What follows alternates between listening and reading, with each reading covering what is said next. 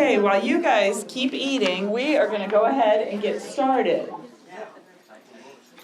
It's my privilege to introduce our program today, Insights into the National Guard, and it's being presented by Captain Kelsey Washam Coit. Did I say that? Okay. She's a military police officer with the Missouri Army National Guard in St. Louis.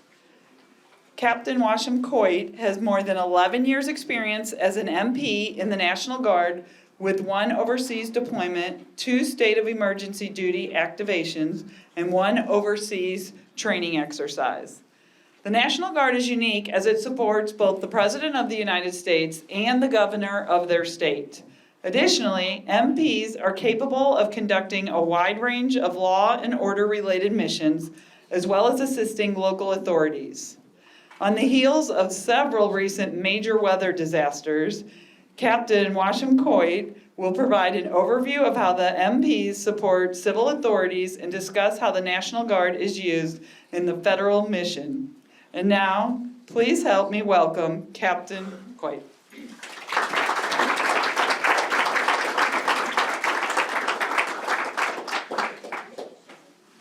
Good afternoon.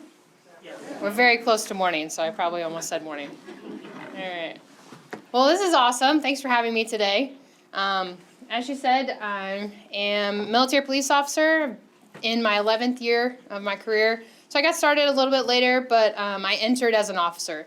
So instead of enlisting as a private, I got my degree and then joined to be an officer.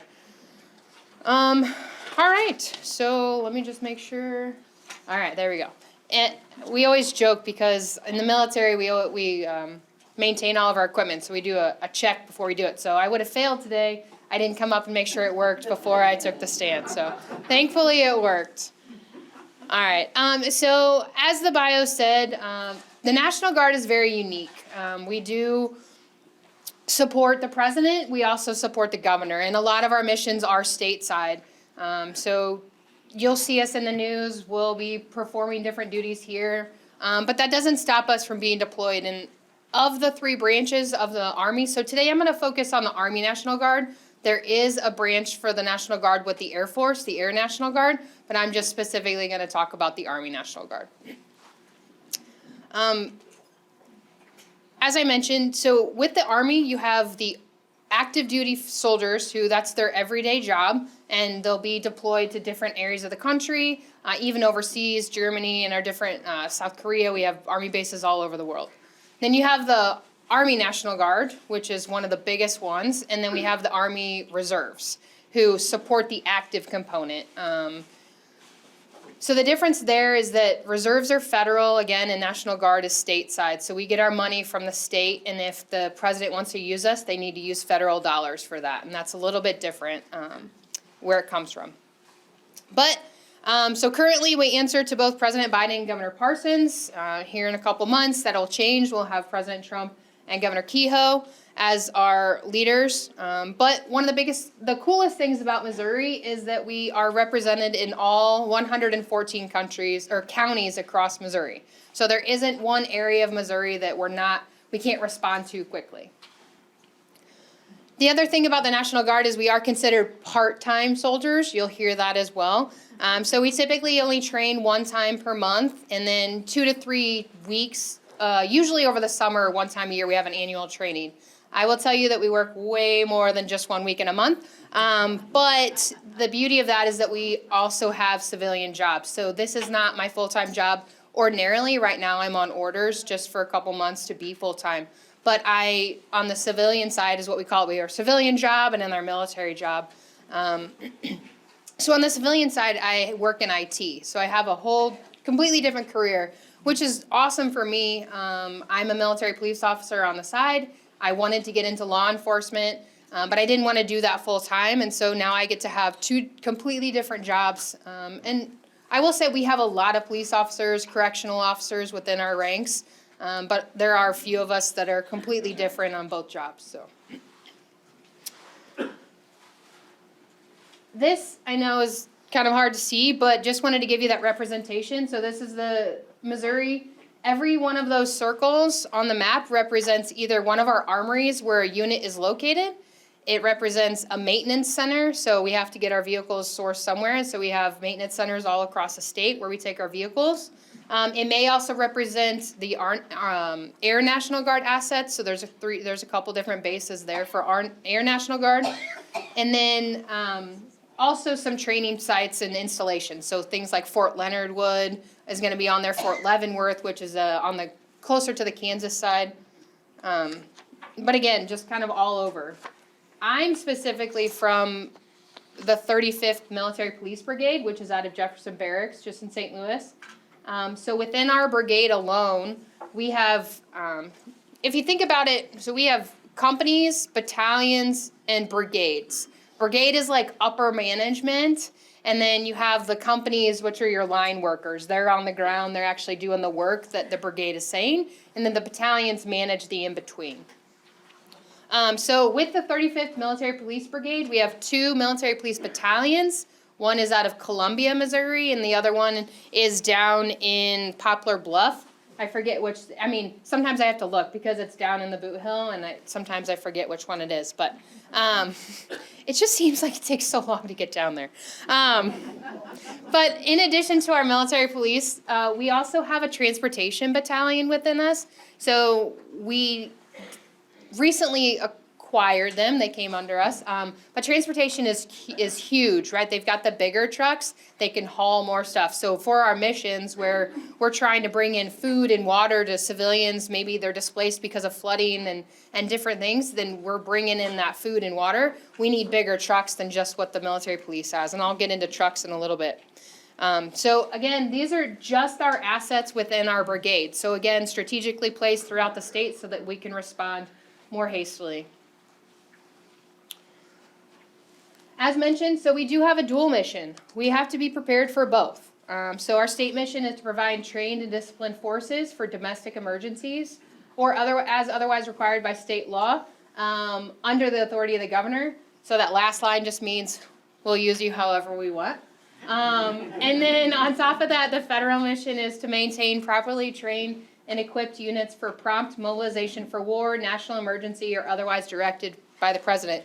So the key there for us as the Guard, because we are part-time, we don't have as many training days as the active duty, but we still have to be ready for any mission that they would get. So an active duty military police officer, they have to be ready to go and fight and mobilize pretty quickly. We have to do the same. We also have to learn how to respond to flooding and civil disturbances, things that happen within our own state. So we have more tasks to learn and shorter amount of time to do it.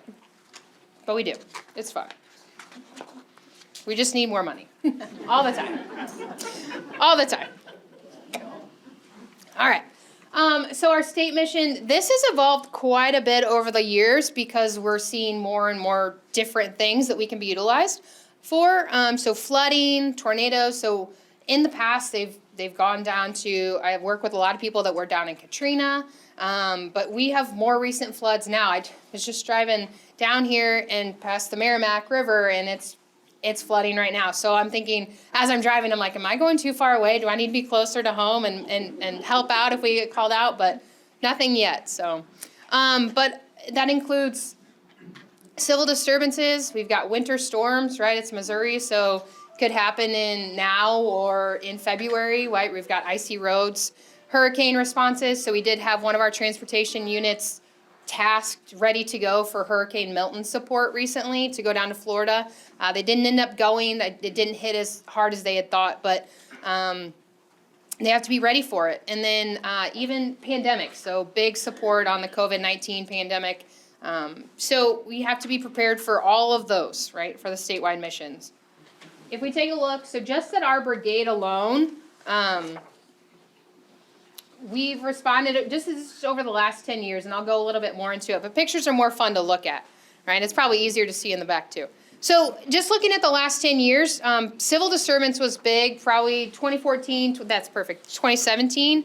Up in the upper, your left corner is Ferguson.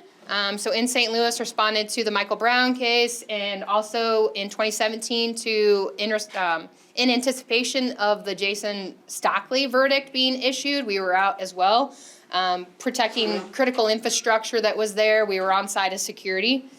Flood support, so doing anything from filling sandbags to blocking off roads and making sure that motorists don't travel into water. If you see water, turn around, right? And then we have COVID support, so things from doing drive-through testing and having, I know I was at an event where we were assisting those that were, we were doing crowd control for those that were giving vaccines, right? So lots of different things that we were doing during COVID, and also trying not to get COVID, right? Just like everyone else.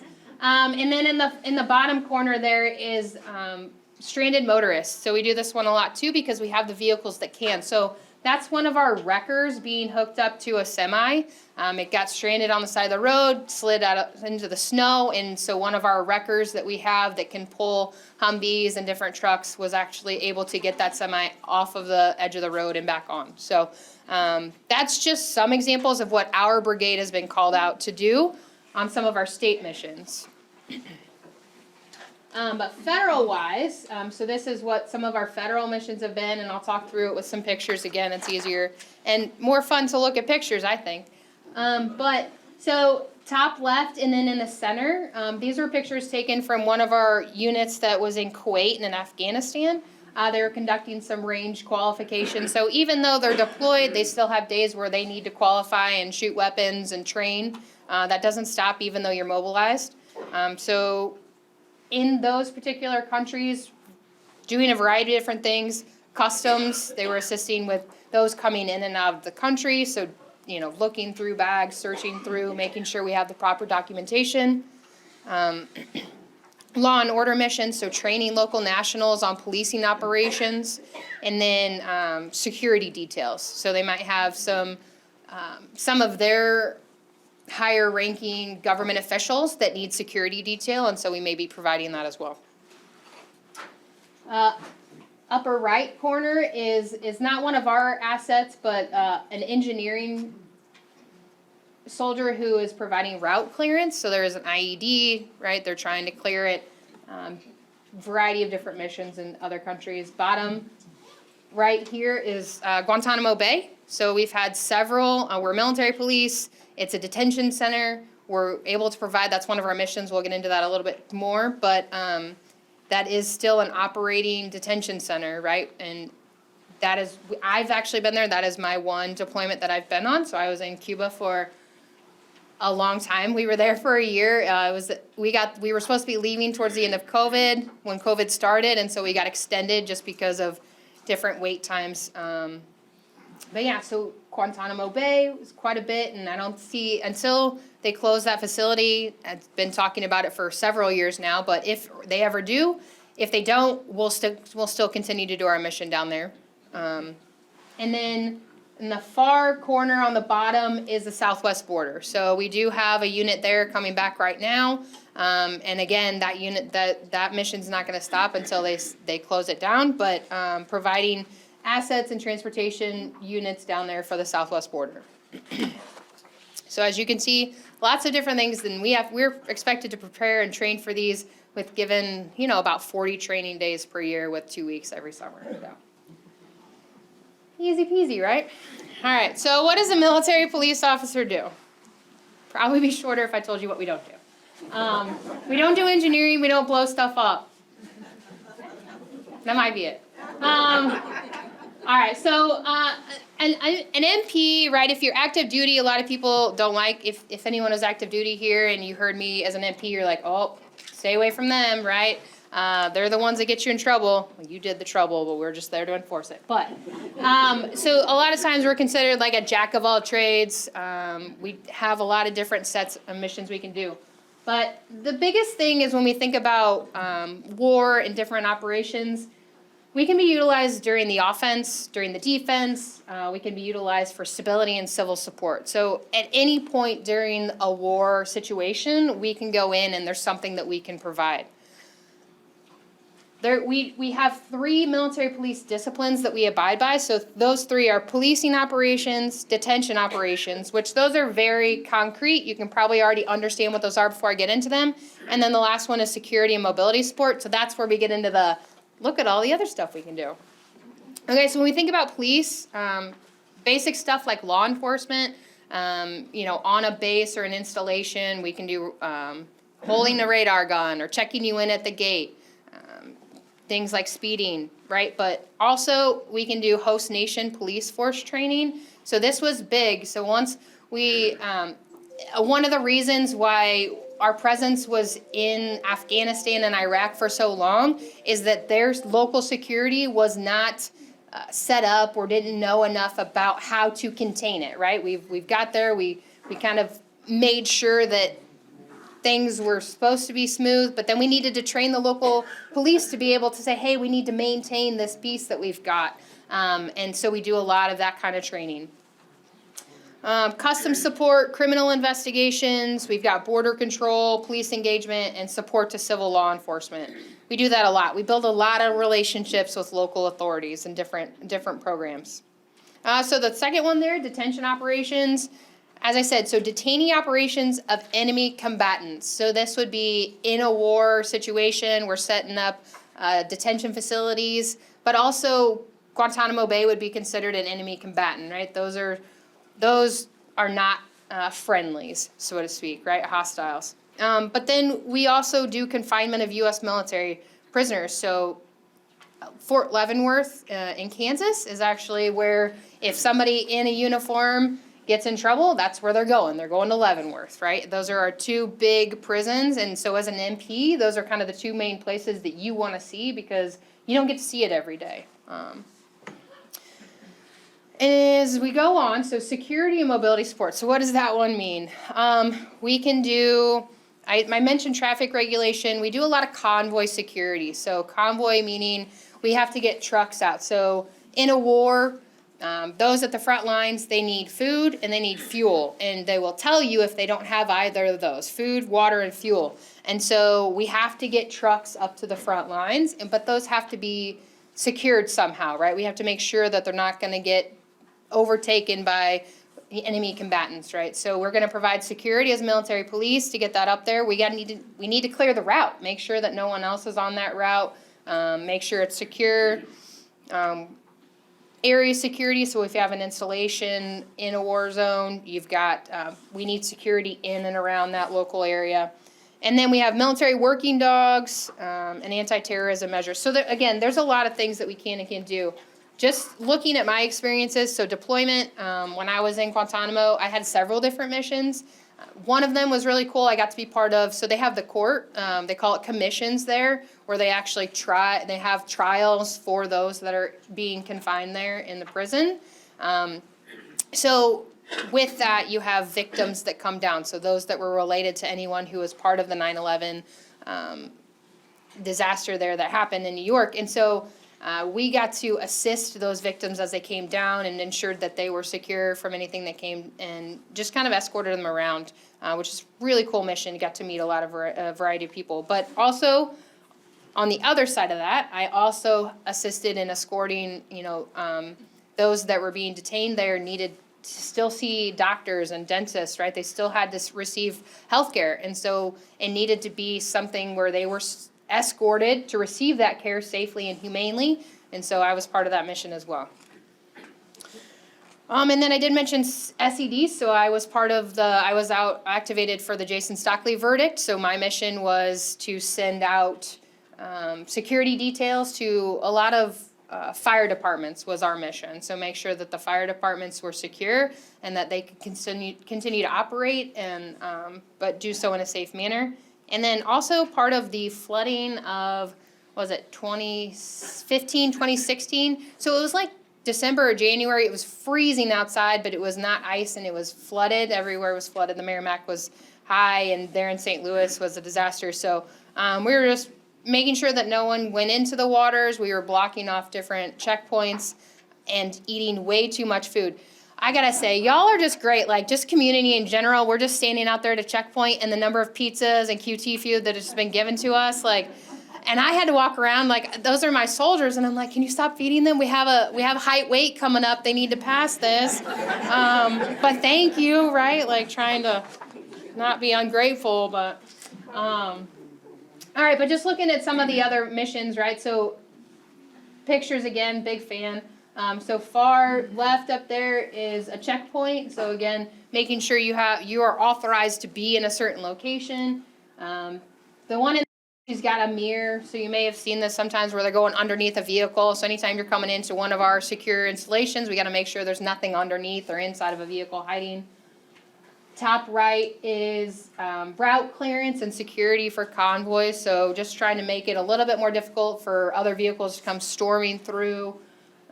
We've got route regulation on the bottom, so he's just holding a radar gun. Not everyone, you have to be trained to hold that, and I don't have that ability, right? Too much power in that tiny little gun. And then in the center there, is just, we have, most likely what's happening is we have friendlies on the inside that are trying to maybe find a missing person or something, and we're providing that security on the exterior.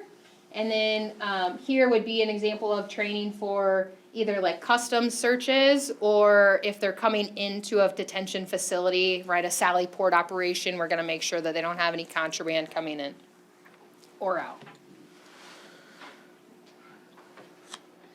All right, so what are our capabilities as far as our MP companies? So as I mentioned, right, company level is kind of the ones on the ground, they're doing the work. A company has, for military police, has 159 soldiers is what they're authorized. So just one of those companies, they can provide any of these tasks. So they could manage 50 miles of one route just performing that security. They can operate a division detainee holding area. So this is something that would be set up overseas, division lines. So you have forward lines, and then division is back further because they have to manage, right? Division's higher than brigade, as I mentioned. So those are like your CEOs, right, that are sitting comfy back behind a couple of lines. But don't tell them I said that. But division detainee holding area can hold about 4,000 detainees. So one military police company with 159 soldiers can operate one of those, which I think is pretty cool. The other part of that too, it's not always about enemy combatants, dislocated civilians, right? So when we go into these, war zones or whatever, what do civilians do? Well, they don't want to be there, right? They don't want to be in the mix. There's fighting going on. So if they're not involved, they're going to start moving somewhere else. So they're dislocated. We need to figure out how to get them to an area where they're safe with their families, and also getting them humanitarian aid. So we're going to partner with some local agencies that are going to be able to get them food and water and provide that security as well. So one company can operate about 5,000, a camp of about 5,000 dislocated civilians.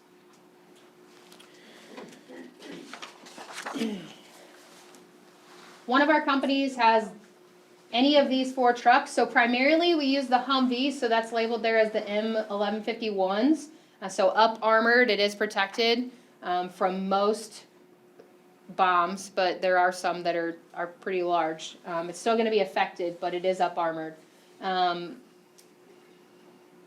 4 people can sit in that, and then we have 1 spot that can go in the turret. So somebody providing security up top with the weapon on top. Then you have the MAT-V. This is newer to us. Active Duty Army has had these for a while.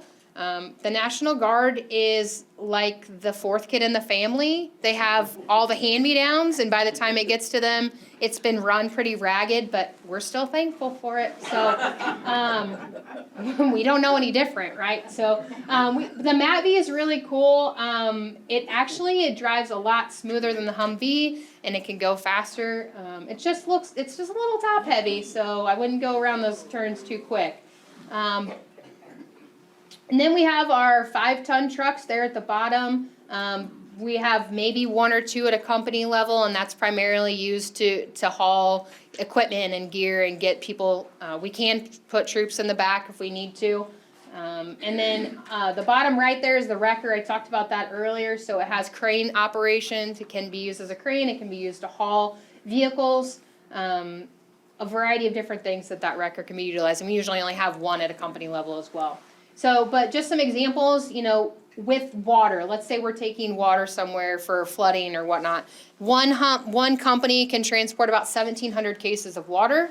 They can transport about almost 1,300 cases of MREs. So MREs are those meals ready to eat. So it just comes in this really doesn't look very, it's a brown bag that doesn't look great, right? Can we add some color or something? And your food for the entire day is shoved in this one bag and it's sealed. It can last years. The only thing expiring in there is the plastic that's holding it in there, I'm telling you. But it's pretty cool. They've got heaters, so this is how it works, right? You have a meal and you can heat it up. So you can add water and then it activates with the chemical that's inside of it and it heats it up. So it actually can give you boiling water. So if you've not had a hot meal in a while and you're out in the field, it's pretty nice. If you don't have the option to eat an MRE for every meal, I wouldn't. It's not that it's not good, but if you're going to be in the field for a long time, they're going to try to decrease the amount of time that you're spending in the latrines, which is the bathroom. So just put that together, right? But they don't give it a lot of prunes in those meals. But yeah, so that's what capabilities wise as far as transport. So within that, right, with just our organic vehicles that are assigned to us, we can transport about 194 people. So that's about 50 more people than what we have assigned. So we have some space in an emergency situation where the commander says we're going to accept risk on this, and you can shove people in the back of that 5-ton. About 215 people can fit within those vehicles. And if you see them on the side, not on the side of the road. If you see them on the side of the road, there's something wrong. But if you see them driving, right, especially on the weekend, we have to make sure they're maintained. So one of the biggest things we do every weekend that we get there is we have to drive them, we have to fuel them, and make sure they're safe to drive. So we're out driving, right, and you may see us at a gas station because we need fuel. So it's not necessarily that there's an emergency. We're just out trying to properly maintain our vehicles and make sure that, after being handed down from other people, that it still works properly. So, all right. So just specifically about the military police mission, we talked about those disciplines that we have. So our core function is to provide support, security, mobility, detention, and police operations in a forward deployed area of operation. So our mission, regardless of if we're National Guard or active duty, is almost always going to follow suit with what the active duty is. So again, it's almost going to talk about war zones primarily, which is why, again, National Guard's a little bit different because we have missions that are in addition to this one mission. But currently, as a brigade, we have things that we're directed. So either given to us by the president or given to us by the governor. We have missions that we're currently part of. So we have units that are part of these missions. So Homeland Response Force, which I'm going to refer to as the HRF, Mobilization Support Force, Stranded Motorist Assistance Response Teams, just fancy way of saying we're going to help you if you get stuck on the road during a storm. And then we have the National Guard Reaction Force, NGRF. You'll also notice that this is military and we love our acronyms. So I'm going to try to spell them all out for you as I go through. But the first one I'll talk a little bit more in depth in is HRF, Homeland Response Force. Something that hasn't been around forever but is becoming more and more prevalent in our country, right? We think about war zones and not in our country, but across, overseas, and bombs and weapons of mass destruction, but never did we think it could happen here. Well, there is a big threat. So we have part of our units in our brigade are part of the HRF, the Homeland Response Force. FEMA has different regions across the state. So we are in Region 7, so we're responsible for that. So what our mission is we are to alert and assemble within 6 to 12 hours. That is a very quick timeline, considering that we have soldiers from all across the state. Like one of the people that I work very closely with when I'm on duty, he lives all the way in Kansas City. So he's got about a 4-hour drive. So he's got to get there, and then we got to be on ground in about 6 to 12 hours. So obviously we're going to use soldiers that live closer first as they're making their way to us, but we still have a responsibility to get there pretty quickly. We're going to conduct mission on those orders, transition to civil authority. So it's not something for the HRF, we're not going to be there forever. Our job is to get on the ground quickly, maintain command and control, and then pass that on to someone else who's more of an expert in the situation as they come along. So these are the regions, FEMA regions. This is, you can find it, I think I just Googled it, but, so Region 7 right there in the middle, so we have Iowa, Missouri, Kansas, and Nebraska there, so anything that happens within that region, we would be 6 to 12 hours. But outside of that, we can also respond nationally, so if there's a region that's overwhelmed or they were hit, right, and they're affected, then we can also respond across the country. Some of the things that we do on the HERF is casualty assistance. So making sure if there's casualties, unfortunately that does happen, and so we need a team to do search and extraction, and they're going to also assist those casualties to a safe space. Decontamination, right? We call it dirty zone. If there's chemicals present or biological contaminants, or we don't know, we have to assume that maybe it's dirty until we get in there. So the Adjutant General actually can employ the HERF, so a little bit.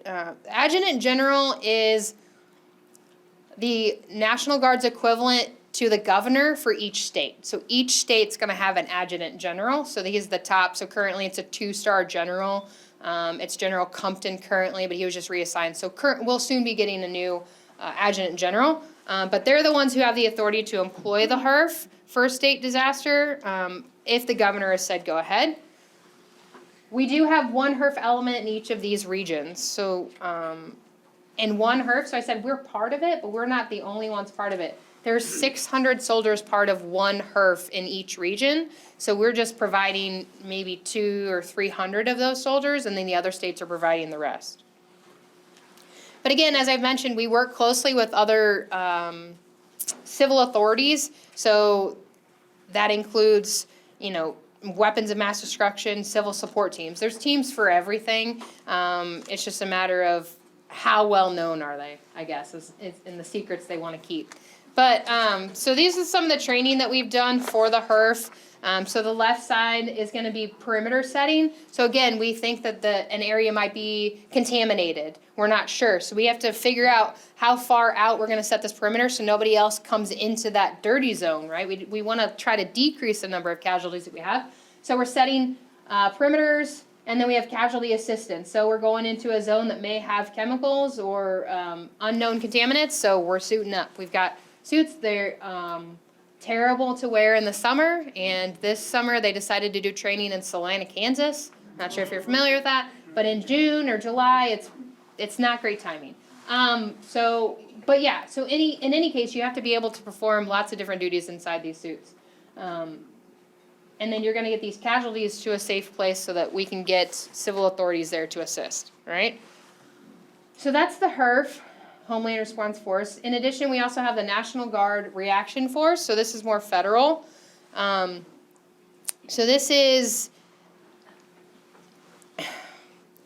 again, think of it as you're going to get on ground quickly, and you're going to respond to whatever is needed, basically, is what we've been told, right?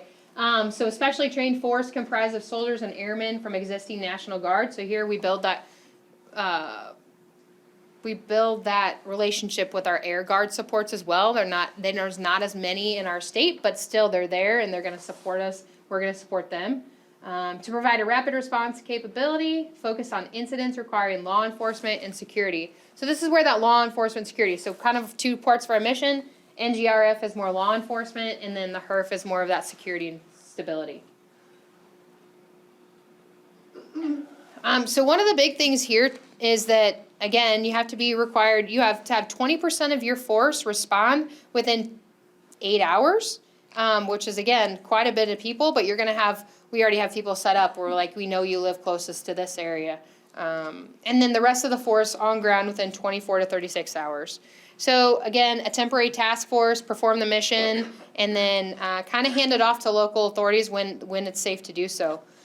One of the biggest things here, which has happened recently, I don't know, I think it was about the summer, if anybody has AT&T and you couldn't use your phone for almost a couple hours, all the towers were down, if anybody knows what I'm talking about. Most people probably weren't affected, but our younger population, that was a big deal. But you start to think more about oh, do I need to get a landline, right? How am I going to communicate in an emergency situation where these cell phone towers are down? So that's one of the missions that's built into NGRF is actually employment of handheld communication devices so that our emergency services can speak to each other. It would be really hard to respond to different events if we weren't able to communicate. NGRF is also built in with our civil disturbance. So that's one of the biggest things that we train for, especially on the military side. So the far left picture and then the bottom picture here is us training.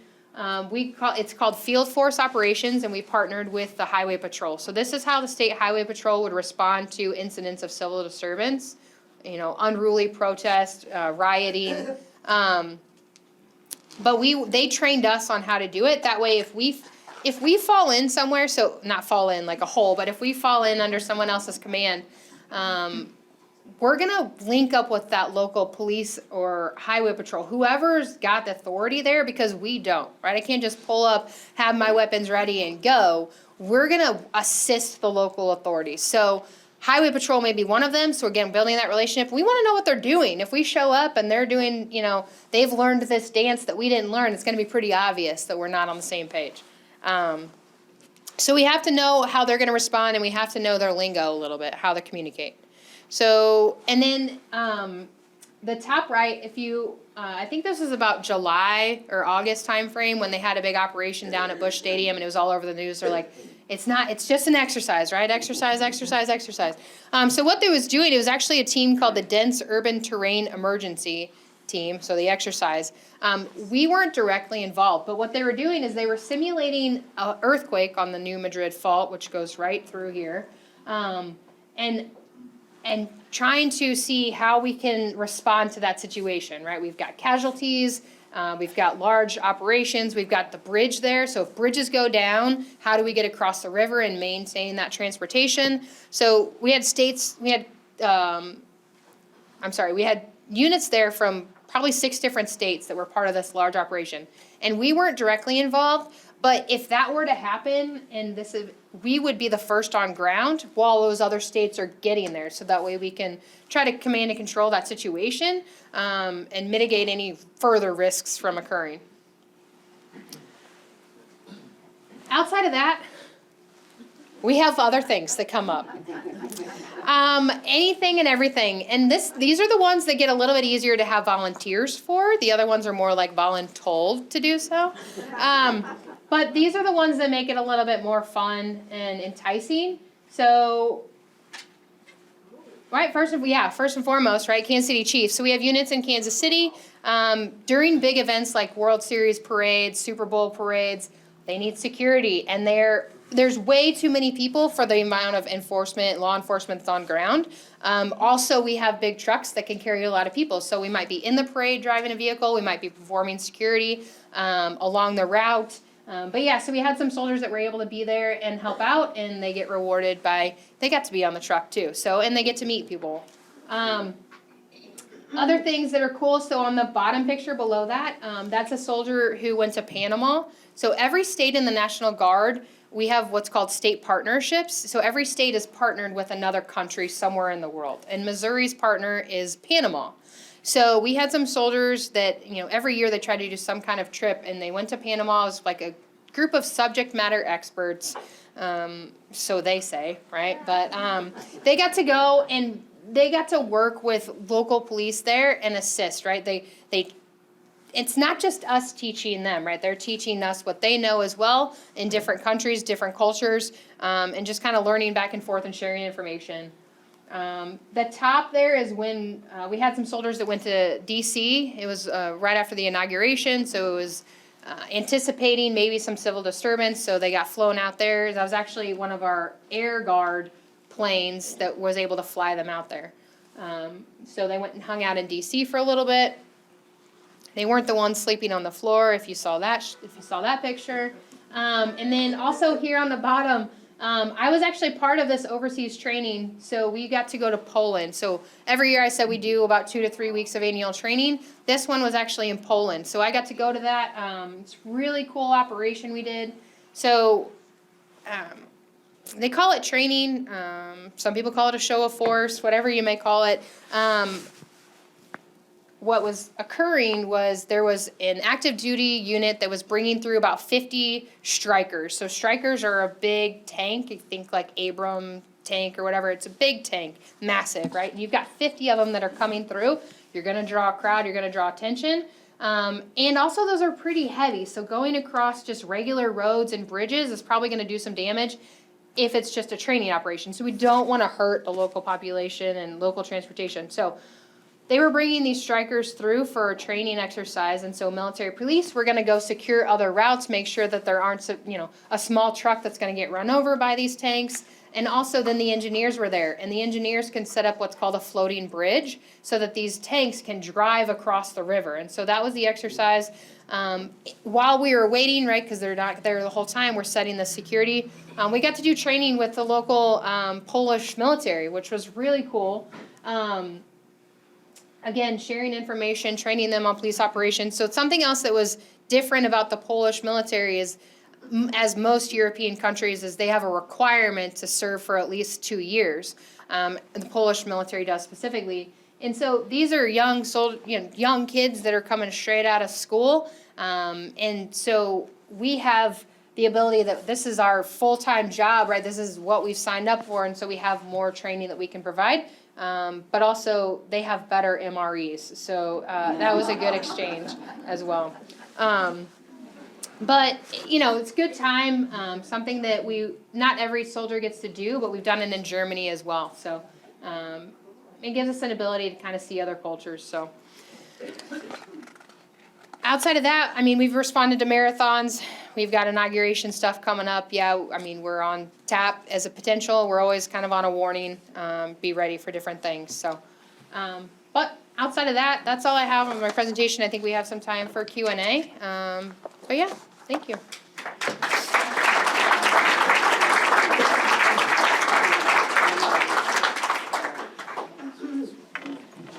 I'm going to grab the microphone, and if you have questions, there's one right here. So we're going to do this handoff thing and bring it back. This is easy, but if Sure. it's in the middle of the room, I ask that you wait for me to come back. Sure. It's temporary, full-time right now. Mm-hmm. How does that work out with your technology job? You're all of a sudden you're gone. And Yeah. Yeah, that's a great question. So, one of the great things about the military and partnering with local, my job is protected under it's called the USERRA Act, and so anytime that you're on order, so let's say, and it's the same if I were to get called up all of a sudden, I'm going to be gone for 2 months because I'm responding to a certain event or I'm deployed.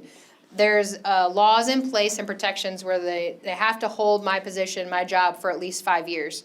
So what that means is they don't have to hold my specific position. They have to have a position when I get back ready that is of equal pay. I'm not going to miss out on any benefits. So if I was going to be getting an annual raise or anything, I would still be as if I'm there, right? So I'm not going to miss out on any of those promotions or anything now that I'm gone. So as you said, my job is still secure when I go back to it, when I come in. So in the meantime, what they can do is they can fill in with a temporary position if they want, but they can't hire anybody full-time to take over my position in my absence. they can or can't? They cannot.